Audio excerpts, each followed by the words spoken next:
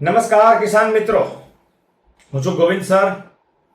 જય દ્વારિકાધીશ, જય માતાજી, જય રામાધણીની, જય શ્રી કૃષ્ણ, હર હર મહાદેવ. મિત્રો, આજે મારે તમને જે વાત કરવાની છે ને એ ટોપિક જ એવો છે કે ખેતી અને ખેડૂતને કેમ બચાવવું. જો આ ખેડૂત હોય ને જ સમજી શકે. તમે દર વર્ષે જુઓ તો ખેડૂત ઘટે છે, ખેતી ઘટે છે. એના કારણ જોવા જાઓ ને તો ખેડૂત લેણામાં બરબાદ થઈ જાય છે. એવું નહીં કે ક્યાંક ઉડાડી નાખ્યા, પણ પાક નિષ્ફળ જાય છે. એના કારણે એને સુસાઇડ કરવું પડે, આપઘાત કરવો પડે. જો આપણે કોઈ સરકારને દોષ દેવા નથી માંગતા, ક્યારેય સરકાર ખેડૂતોની થઈ નથી, થવાની નથી, થશે પણ નહીં. ભૂતકાળમાં નહોતી, અત્યારે નથી, ભવિષ્યમાં નહીં હોય. કારણ કે આપણી બિરાદરી જ છે. ખેડૂતને સૌ કોઈ લૂંટે. બહુ ધ્યાનથી સમજજો. આ બહુ અંદરની વેદના તમને હું કહું છું. ખેડૂતના કપડા, મારા ખેડૂતના કપડા ભલે મેલા છે, મારા ખેડૂતના કપડા ભલે મેલા છે, પણ એ દિલનો સાફ છે. 10% હશે, પણ 90% ખેડૂત બિરાદરીમાંથી કોઈએ બૂચ મારી હોય ને એવો તમે કિસ્સો નહીં જોવો. પણ વેપારીએ બૂચ મારી ખેડૂતને એવા 500 કિસ્સા છે. બરાબર ને? તો આપણે ખેતી અને ખેડૂત કેમ બચે ને એના માટે ઝુંબેશ છે. મારા ખેડૂતના કપડા ભલે મેલા છે, પણ એ દિલનો મેલો નથી, દિલનો સાફ છે. શહેરમાં કેવું હોય કે કપડા ચોખ્ખા હોય પણ દિલના મેલા હોય. બધાય ભલે એવા નથી હોતા, પણ આ કહેવત જેને લાગુ પડતી હોય ને. મિત્ર, આજે મારો મુદ્દો જ છે કે ખેડૂતને કેમ બચાવવું, ખર્ચમાં કેમ ઘટાડી શકાય. જો આપણે ખેતીમાંથી જે વાવ્યું છે, જે ખર્ચો કર્યો છે, તમે ગાડી લઈને આવો, ટુ વ્હીલર લઈને આવો, ચા પીઓ, બધોય દાડિયાનો બધોય મજૂરનો ખર્ચ કરો ને, ડબલ પૈસા મળે એટલે રાજી.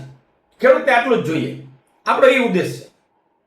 આપણે કઈ કરોડો રૂપિયા નથી બનાવવાના, એ થશે, પણ આપણો ઉદ્દેશ અત્યારે આટલો છે કે જે કરીએ છીએ એના ડબલ મળવા જોઈએ. કારણ કે આપણો પ્રોફેશન છે. અને ખેતીને હંમેશા વ્યવસાયની દ્રષ્ટિએ જોવો, વેપારીની દ્રષ્ટિએ. જેટલો ખર્ચ થાય છે ડાયરી બનાવો. આપણે ખેતી અને ખેડૂત બે બચાવવાના છે. ખેતી દર વર્ષે ઘટે છે, ખેડૂત દર વર્ષે આપઘાત કરે છે. આ દુઃખદ ઘટના કહેવાય.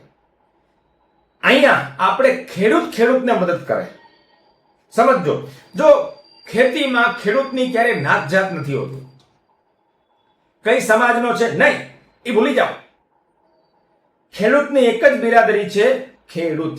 એ પોતે મોટો સમાજ છે. આવો એમાં જ્ઞાતિ, જાતિ, ભેદભાવ આવવા જ ન જોઈએ. ખેડૂતને મદદ કરે તો ખેતી બચશે. તો જો મારી પાસે ઘણા એવા છે જે સારી વસ્તુ છે એ આજુબાજુ ખેડૂતોને કહે છે કે ભાઈ આ વસ્તુ કરવા જેવી છે. હું એમ નથી કહેતો મારી વસ્તુ. તમે કોઈ પણ સારા એગ્રોવાળા હોય, કોઈ પણ દવા છે જેનું રિઝલ્ટ તમને મળ્યું હોય, તમે આજુબાજુમાં શેર કરો, ખેડૂતોને મદદ કરો. ગ્રુપ બનાવીને સોશિયલ મીડિયા દ્વારા કે ભાઈ આપણો ઉદ્દેશ ખેતી બચાવવાનો છે. એ કોઈ પણ કેમ ન હોય કે ભાઈ મેં આવું કર્યું, મને ફાયદો થયો, કરવા જેવું છે. બરાબર? જો આજે હું તમને એક વસ્તુ બતાવું, બરાબર? ધ્યાનથી જોજો. હવે આ ભાઈએ મને 2 વસ્તુ મોકલી છે. હું એ ભાઈને ઓળખતોય નથી. પ્રાકૃતિક ખેતી કરે છે. મદદ કેમ કહેવાય ને કઈ રીતે પ્લેટફોર્મ બનીને જોજો. આ ભાઈ પોતે છે રાજપરા ગામ છે, તાલુકો જામકંડોરણા, જિલ્લો રાજકોટ. મહેશભાઈ ગઢિયા છે, નૈનાબેન ગઢિયા છે અને પંકજભાઈ ગઢિયા છે.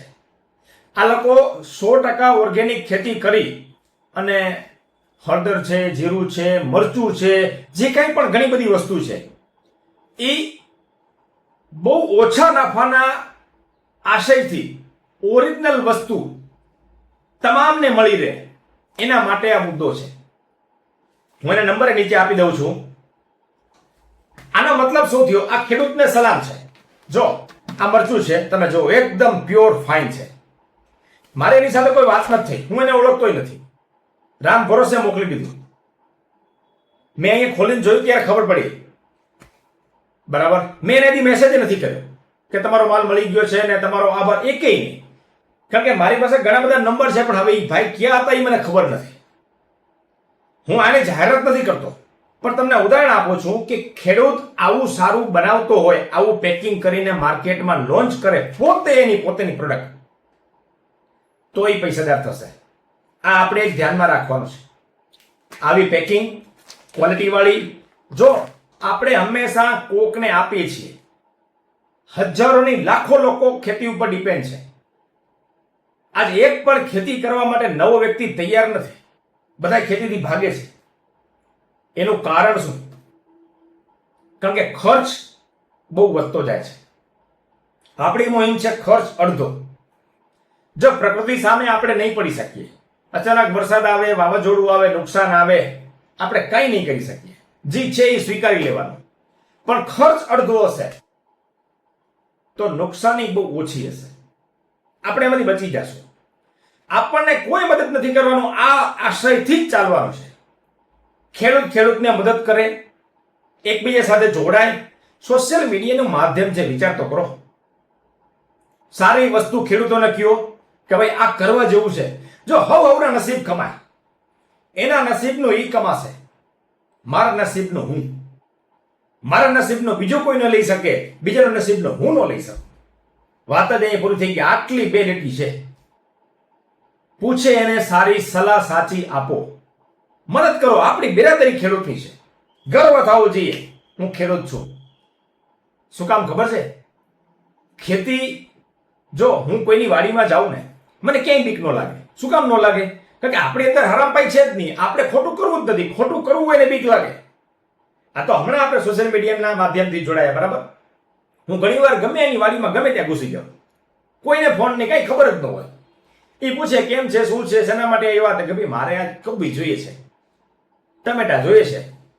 તો એક પણ ખેડૂત મને એવું નથી કીધું કે સાહેબ આટલા જ રૂપિયા લેશું ને આનથી નીચે નહીં મળે. સવાયું મને આપ્યું છે, લઈ જાઓ તમારા ઘરે ખાશે. સોચ તમે વિચાર કરો, આખા ભારત દેશના તમામ ખેડૂતોની સોચ આવી છે. પણ થોડીક આપણે હવે બદલવું પડશે.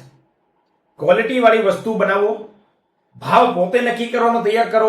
કોઈ સરકાર ઉપર ભરોસો રાખવાની જરૂર નથી, એ એનું કામ કરે. આપણે પોતે આપ બળે તૈયાર થઈએ. આપણી ખેતી બચાવવાની છે. કઈ રીતે? એમાંથી પૈસા મળશે તો. તમને એમાંથી આવક જ નહીં થાય, તમારે વેચવી પડશે. ખર્ચ અડધો, આવક ડબલ. આ ઉદ્દેશથી ગોવિંદ સર ફિલ્ડમાં આવ્યા છે. એ કરીને જ રહેવાનું છે આપણે. તમારે જ્યાં જ્યાં કંઈ પણ જરૂર પડે, મારા નંબર હું આપી જ દઉં છું. ફોન નહીં કરો તો ચાલશે, કારણ કે મારું શેડ્યુલ એકદમ સવારથી સાંજ સુધી ફૂલ હોય. બરાબર. મેસેજ તમને કરી દઈશ, જેથી કરીને ઓછા ખર્ચમાં આપણે સારું માર્ગદર્શન ખેડૂતો સાથે જોડાઈએ અને તમામ લોકોને આમાંથી બહાર કાઢીએ, ખોટા ખર્ચમાંથી બહાર કાઢીએ. લૂંટાતા હોય ખેડૂત એને બચાવીએ. જે કોઈ પણ સારો એગ્રો વાળો છે એને તમે ભલામણ કરો, નો પ્રોબ્લેમ. આપણને ક્યાંય વાંધો નથી. સારું કામ કરે છે, પ્રમોટ કરવાની. બરાબર.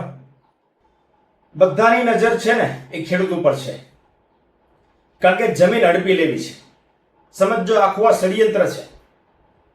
ખેતીને એટલી મોંઘી કરી નાખો ને કે સામાન્ય ખેડૂતોમાં ખેતી જ ન કરી શકે.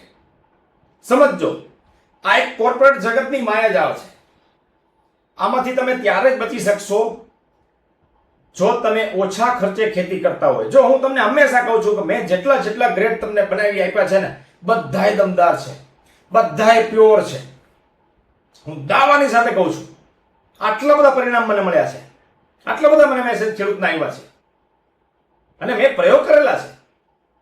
તમે અપનાવો, તમે ઘણા બધા ખર્ચમાંથી ઘટી જશો. આ હકીકત જે ખેડૂતોએ આ વસ્તુ વાપરેલી છે ને, દિલ ખોલીને શેર કરે કે ભાઈ મેં આ ગોવિંદ સરની વસ્તુ કરેલી છે, મને સારું પરિણામ મળ્યું. જોવો મજા. આ ઉદ્દેશ છે આપણો.